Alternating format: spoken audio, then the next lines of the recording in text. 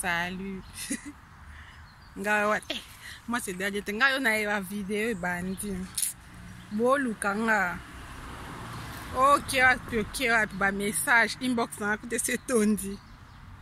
Ngaye na salite des fois tu es un peu busy, busy.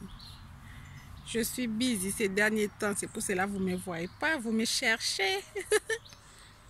Vous me cherchez, les vidéos, les photos. Mes amis me cherchent où tu es parti, où on ne te voit plus. J'ai des choses à faire ces derniers jours. Je suis un peu occupée. Mais je suis en vacances. Il y en a bien tambola, on appelle ça une beauté. Batambola kaka. Donc,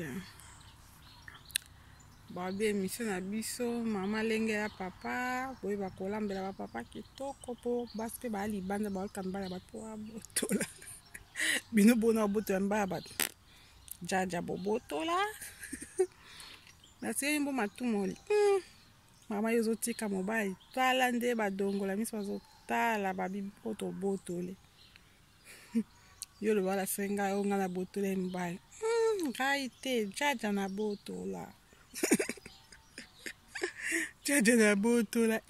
Pardon. Bon, mes amis, juste une vidéo pour vous saluer. À bientôt. Bye bye.